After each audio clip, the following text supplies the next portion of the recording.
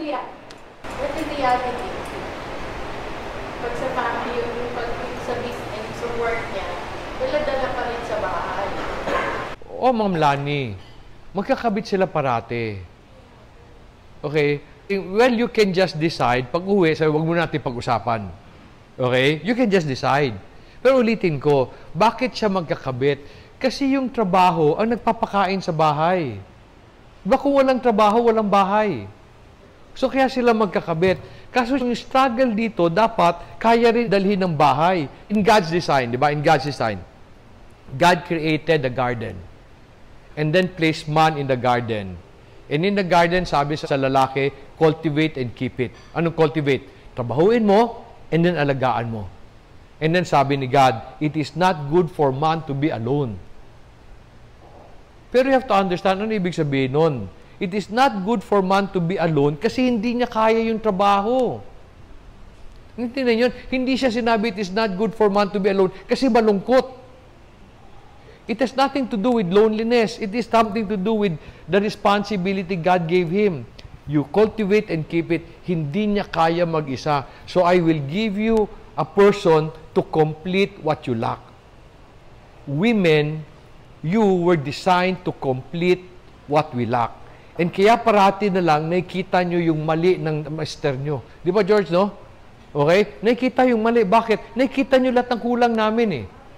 Ang lalaki naman, naiinis pag parati lang sinasabi lahat ng mali. Bakit? Kasi feeling namin, hindi kami kulang, eh. Pero you have to accept that, eh. Kulang ako, may kulang ako, kailangan ko yung nakikita niya.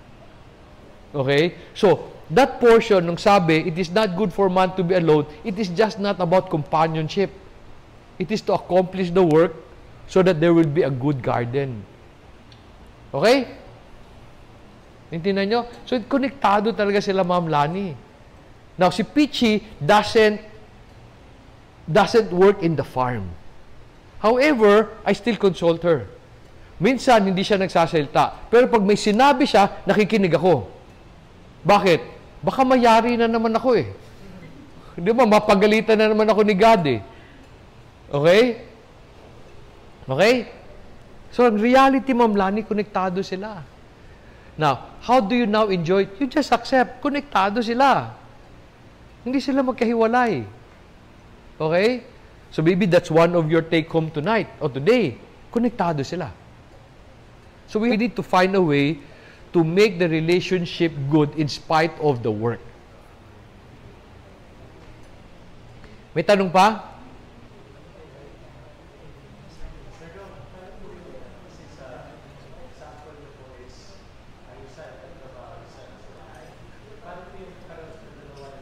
Okay. So, ang tanong ni Lloyd, no? Okay, because my case, I work, my wife stays at home. Now, does my wife just stay at home doing nothing? You know, iba buhay namin, eh.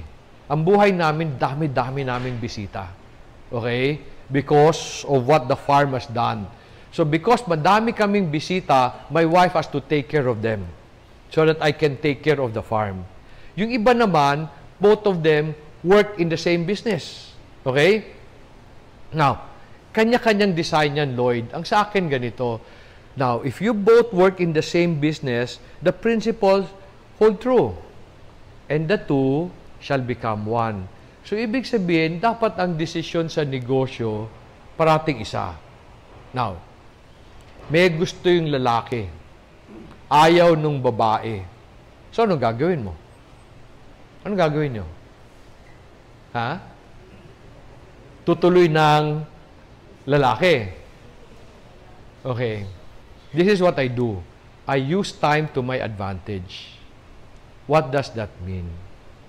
Pag gusto ko, ayaw ng misis ko, I use time to my advantage. Anong advantage? Eh di wala. Maghintay tayo. Tapos, anong advantage doon?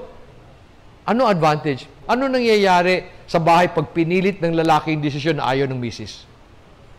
Ano nangyayari? Lalo na pag hindi nag-work yung desisyon. Ano nangyayari? Naku, katakot-takot na sumbatan ito, di ba? Ito na, hindi na matapos-tapos.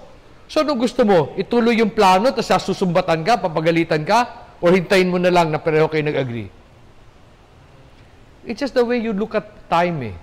Ako, pwede kong madaliin. Pag minadali ko, pwede gumulo. Now, is that good? No. So I would rather, ayaw niya, gusto ko, hintayin ko. Ano hintayin ko? Hintayin ko na pareho kami ng gusto. Pag ayaw ng misis ko, gusto ko, I start to pray. I tell God, Lord, change my wife. Change the mind of my wife. But you know, God's very good.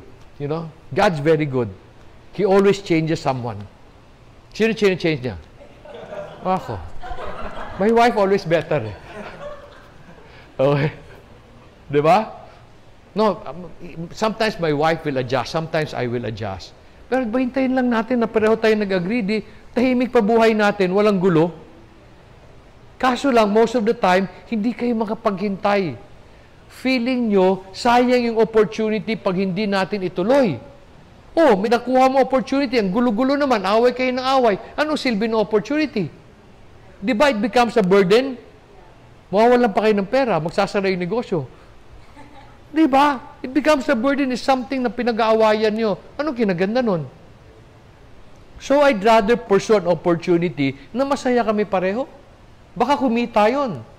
Nag-pursue ka ng opportunity, ayaw ng misis mo, kasi nagkamali kang pinabayaan ka, hindi ka sinuportahan, nalugi. Lugi kayo pareho. Di ba? So, when you're both working in the same business, the same principle holds true.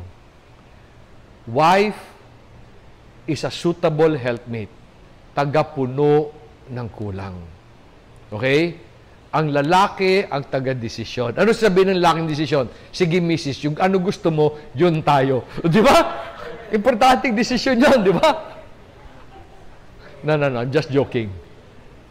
Wife should help the husband make good decisions.